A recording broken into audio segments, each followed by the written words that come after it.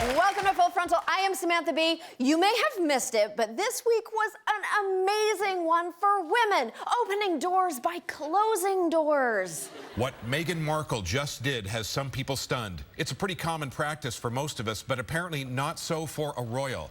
The Duchess of Sussex, ooh, there it was, shut her own car door. Ooh, there it was again. Can you imagine that being the breaking news in your country? Meanwhile, over here, it's how many sexual abusers is too many for a Supreme Court? Oh, I hope you got a drop of joy from that, because this week has been a shit tornado of terrible news. I've been doing a lot of carrying to get through it. Oh, you don't know what carrying is? It's the latest thing. Let me show you. The president is on offense, attacking Democrats and mocking one of Brett Kavanaugh's accusers. President Trump initially showed restraint, but not anymore. The president unleashing on Kavanaugh's latest accuser. She was totally inebriated, and she was all messed up, and she doesn't know it was him, but it might have been him. Oh, gee, let's not make him a Supreme Court judge because of that. This is a con game being played by the Democrats. Con game, a con game. They know it's a con. They know it's a con game. They know it's a con game. They know it's a con game. And that's carrying. Try it. It's better than yoga. You know, watching the sexual assaulter-in-chief do some classic victim blaming is just one of the reasons I've been setting fires with my mind this week. But all the fires are inspired by Supreme Court nominee and man who definitely wears a popped collar under his robes, Brett Kavanaugh. And the White House has released Kavanaugh's prepared testimony for that hearing. In it, he talks about his high school years. Quote, "I was not perfect in those days, just as I am not perfect today. I drank beer with my friends, usually on weekends. Sometimes I had too many. In retrospect, I said and did things in high school that make me cringe now." Still, he denies any and all sexual misconduct. When it comes to allegations of sexual assault, it's like what I say about rat tails. One is too many and absolutely disqualifies you from the Supreme Court. And of course, it's not just one. Just today, a new accuser came forward with absolutely horrific allegations. A third woman, a third, is now coming forward, making explosive, graphic allegations. She says that she observed Brett Kavanaugh drink excessively, that he engaged in abusive and physically aggressive behavior towards girls, including pressing girls against him without their consent, grinding against girls, and attempting to remove or shift girls' clothing to expose private body parts. She also, she says, witnessed efforts by Mark Judge and Brett Kavanaugh and others to cause girls to become inebriated and disoriented so that they could be gang raped. You know, the next time a reporter asks me if the jokes just write themselves during the Trump era, show them that clip and then show them this picture of my writers. Guys, more rape jokes, please, guys.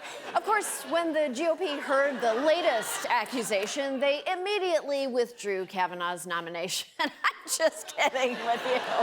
They fired up the old slut-shaming machine. You don't go to 10 parties if you see what she's claiming. You go to the cops. I think normal people would feel an obligation to do something about it. I don't know, Trick. Why did your friends at Fox keep showing up at work while Roger Ailes was hamburger dicking everyone?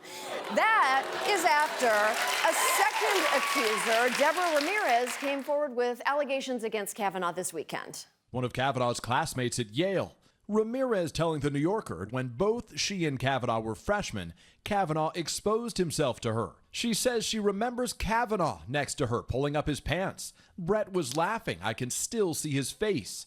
Ramirez adds somebody yelled down the hall, Brett Kavanaugh just put his penis in Debbie's face. How was this lady's story not enough? Even if she'd been the only accuser, we should want a Supreme Court justice who definitely never shoved his penis in someone's face. We should also want one who doesn't have baby corn for teeth, but that's a separate thing. We, as a nation, can do better. Ramirez's account is very disturbing, which is probably why this little detail didn't get the attention it deserved. Senior Republican staffers learned of the allegation last week. Soon after, Senate Republicans issued calls to accelerate the timing of the vote instead of investigating. Why would Republicans try to rush his nomination through faster when they found out about more allegations? That's like realizing you have diarrhea and rushing away from the bathroom.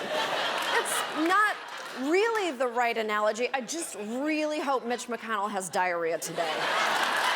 But, of course, the most rage-inducing part of this week was Kavanaugh himself, who sat down for a soft-lit, gentle, triggering-as-fuck interview on Fox News Monday night. Was there ever a time that you drank so much that you couldn't remember what happened the night before? No, that never happened. I was focused on trying to be #1 in my class and being captain of the varsity basketball team, in doing my service projects, going to church. I went to an all-boys Catholic high school, a Jesuit high school, where I was focused on academics and athletics, going to church every Sunday at Little Flower, working on my service projects, and friendship with my fellow classmates and friendship with girls from the local all-girls Catholic schools. Okay, bitch, please don't try to act like you went to high school in an episode of VeggieTales when your own yearbook says you were a member of something called the 100 Kegs or Bust Club. Somehow, I don't think that was 100 kegs of platonic friendship.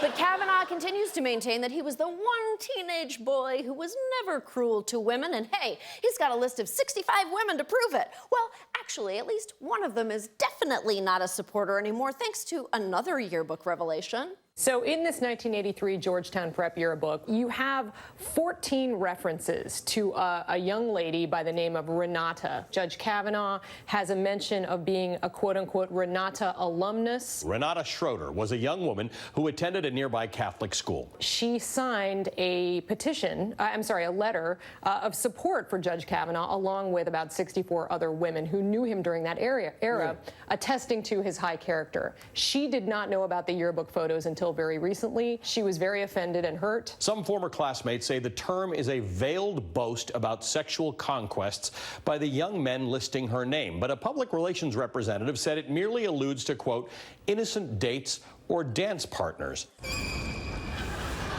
Innocent dates or dance partners? Are you fucking kidding me? Does this jackwad think that no one else remembers high school? 9 teenage boys do not all boast about being dance partners with the same girl. This isn't Pride and Prejudice, and even if it were Pride and Prejudice, saying Lady Edith danced the quadrille with 9 men yesternight means you think Lady Edith is a whore.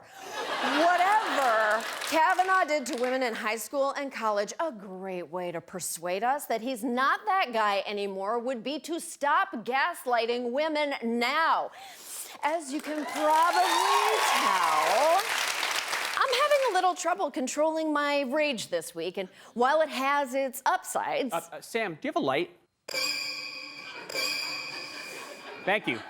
And while it has its upsides, it's not a great week to be an American woman. As of the moment that I'm taping this show, I don't know if Kavanaugh is going to withdraw from the nomination or if the GOP is going to crown him king of the good boys. If they do, Americans are going to have to live for decades knowing that there is an accused sexual predator on the Supreme Court. Well, you know, more decades. At least Clarence Thomas will have a friend on the court who he can share a Coke with. We'll be right back.